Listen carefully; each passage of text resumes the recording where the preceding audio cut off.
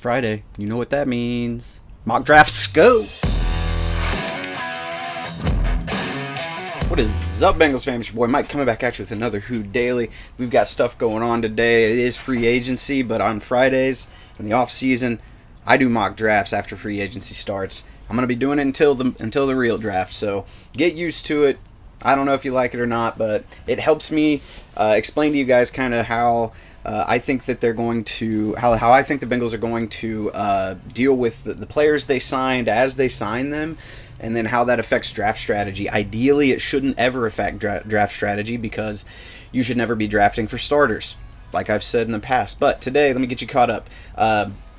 Trey Hopkins was cut officially today. I told you guys this would be.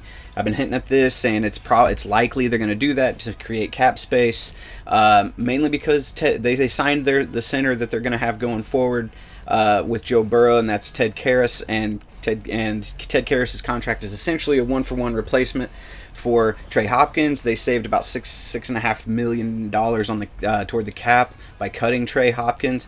Doesn't mean that they may end up. Maybe if they can get him for a little cheaper, if there's no market for him, they may sign him back. Maybe just potentially sign him back to play guard. Doubt it though, because there aren't a lot of league average to above average centers in the league, so he'll likely get swept up by somebody who needs a center. So yeah, that means Ted Karras, unless they end up drafting a center that. It's Tyler Linderbaum if he's there at 31.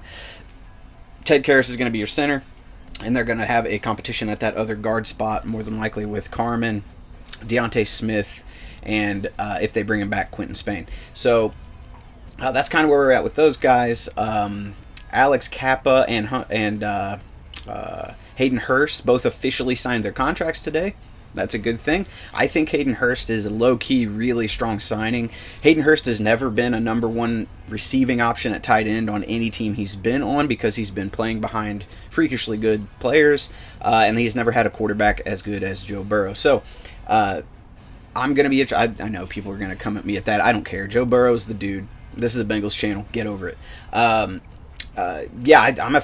really think that he's going to be not just a one-for-one. I think he has the potential of outperforming what C.J. Uzomah has done on average over his career.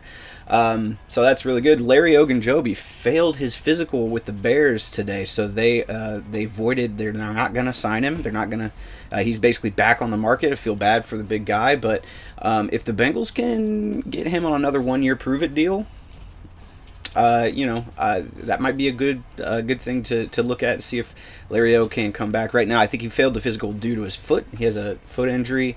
He had a foot surgery, I believe, this offseason. So I think that's what ended up happening. And the Bears ended up reneging on the contract because of the injury, which they are within their rights to do. All contracts in the NFL are pending a physical by the team doctor. So sometimes that team doctor says they're not as healthy as they said they were. So... that and Leo Collins, the right tackle, formerly of the Dallas Cowboys, is still in town. He's looking at, he's getting the wine and dine treatment right now from the front office and Joe Burrow. Probably going to hit up Jeff Ruby's Steakhouse and have some big slabs of meat. But for right now, it's Friday. Let's think about the future. Let's get into a mock draft. I got it teed up here for. PFF. Let's get started because I just want to see how this ends up going because the Bengals are really putting together an offseason that it should allow them to go ahead and take the best available player. Here's an interesting situation though. I think I've been on record I think the Bengals, if a first round corner slides to them, I think they're going to be taking him. However, I really like Zion Johnson as the guard, and if they don't end up signing a guard to come in and start, and Zion Johnson's sitting there, that could be really too good to pass up. But where I really think they really need to make this draft pick is corner. One other guy to keep an eye on here is Travis Jones. He is probably the closest thing to a plug and play 3-tech that you're going to get out of this draft outside of first round. Guys that are going to be taken in the top 15 or so. About 6'5", 233. He's look at this true pass set rush grade 90.9. That's really really good. You see he lines up mostly in the A and B gap. It's just what they're looking for, but I think taking him at 31 is a little too rich. I think that you can't get a corner as with the upside and the physical measurements of Kyer Elam anywhere else in this draft. 6'2", 196. He's not even 20. He just turned 21. His grades aren't where I want them to be. Like I really like that 2019 number. Not sure what happened going forward, but he does play in a conference probably with the best wide receivers in college football. So let's go ahead and here get Kyer Elam. Get your corner for the future. He can sit him behind. You can let him battle it out in camp with Eli Apple or whoever your other outside corner is going to be. But I think that's a good way to go. This is really interesting here. At the end of the second round here when they pick, I really do think they're still going to go defense here, guys. And really the question here, I think the value here is obviously at edge. I like Leo Chanel a lot. I just think a second round pick for him is a little high. I think the value at the value at offensive line is later in the draft. So to me, this is between Nick Bonito, 6'3", 240. He is a pure speed rusher off the edge. Not going to give you a whole lot in the way of run defense, but he is a pure twitched up speed rusher. Doesn't do a lot more than just speed rush. It's between him and who I think would be a better pick is Kingsley Enagbari, I believe. Enagbari. Yeah, Kingsley Enagbari, 6'4", 265. This is along the lines of what they look for as from a size perspective. On the defensive line, pass rush grade really good, and he wins with more of a converting speed to power type of win on the edge, where he does have really good get off and he gets up the field, but he's big and strong and he'll straight arm you right back into your quarterback.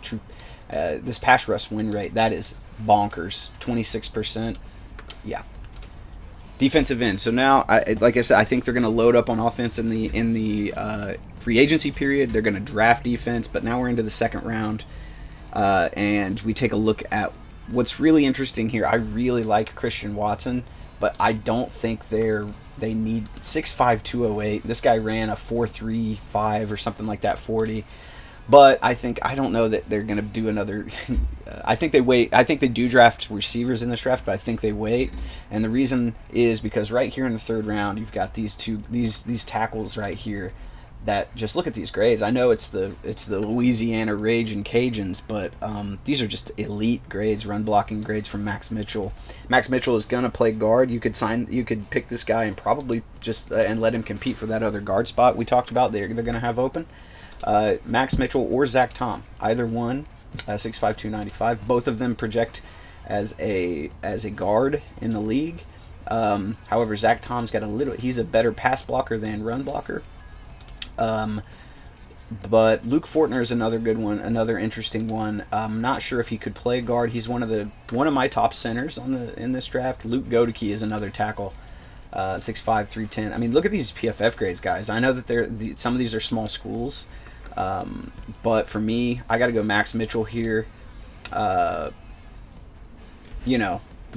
the name of Max playing guard for the Bengals, that's usually a pretty good sign. Old school guys, you know what I'm talking about. Max Montoya, shout out. Look at this, still sitting there in the fourth round. At the end of the fourth round, I think at this point, Christian Watson's too good to pass up, guys. I mean, this guy, you know who he reminds me of? Honestly, he reminds me of Slim. He reminds me of Chris Henry out of West Virginia. Died jumping off the back of a pickup truck or something. That's who he reminds me of. And putting this guy as your fourth wide receiver on this team is wild. It also makes it so it's not a big deal if you don't bring back Tyler Boyd after his contract's up. Zach Tom is still sitting there, and I really like him. But this guy right here, Zion McCullum, 6'4", 195, decent PFF grades, and he was a combine superstar. He also ran a really fast 40. But for me, I got to take the wide receiver here. You draft your you don't have to worry about wide receiver again for a while. If Christian Watson's sitting there, guys, I really don't think he's going to make it to round 4. I doubt he makes it out of round 2, to be honest with you. But this is where these mock draft things are sitting at this point. I just like to help you guys learn about some players as we go. this might be a good place to look at potential tight ends. I do think they will draft one later in the draft. Usually, there he is, Jake Ferguson. I really am a fan of Jake Ferguson, but it looks like we can get him later on, potentially. I don't think I will wait, though. 6'5", 244. I don't know if you guys are going to be able to see this video. Just watch a couple plays of him. Anyway, you see him here. His PF. This guy's got everything that I like to see from a PFF perspective. He didn't test super elite or anything like that, but you know, he is 23 years old. That's okay. You're not gonna have him start right away, right? This is a guy you're gonna have competing for snaps with Drew Sample, and more than likely not winning them, but. We know tight ends takes a couple years for tight ends to mature. I think that right here, from a PFF grade perspective, he improved every single year, played in a good conference, and he's got the size and physical testing that you want. I think we go tight end here in the 5th round, get Jake Ferguson. This is the problem with passing on that 3-tech. Travis Jones in the 1st round. There's not a lot later in the draft from a 3-tech perspective. Speaking of people I wanted to get you guys to get to know a little bit, later round potential here, Tyrese Robinson out of Oklahoma, 6'3", 324. He's turning 23 years old. But you take a look, he's got that great size. He played tackle at Oklahoma. He would be a guard in the league, but if you take a look at his true pass block grade in a conference in the Big 12 that has some dudes that can get after it. He played right tackle and right guard, as you can see down here. And yeah, his PFF grades have gotten better every single year. This guy's got everything I usually look for. Let's take Tyrese Robinson here, get another offensive line pick. Okay, here in the 7th round, guys, I think I found my pick here. It's going to be linebacker Aaron Hansford, 6'3", 240. PFF grade looks pretty decent. This is a 7th round guy, so you take Bengals like to take flyers on late round linebackers. I'm gonna go ahead and grab him up, and I'm gonna end it up like I always do. If he's there, I'm gonna go ahead and get that punter, Matt Araiza, just because, why not? Get the punter. Everybody loves you a good punter. So here you go, guys. Bengals get their corner, get a potential starter at outside corner. To start to compete with Eli Apple. They get another great edge player in Kingsley and Ibari, and Max Mitchell is a stud. I mean, this is a great draft right here, guys. I think that if they did this, I would be super happy. But happy Friday to everybody. I just wanted to take you through a quick mock draft, and I'll see you next week for more Bengals free agency news. Hang in there. Leo Collins is gonna sign, guys. Don't worry about it. But until next time, I've been Mike. This has been Who Daily. See ya.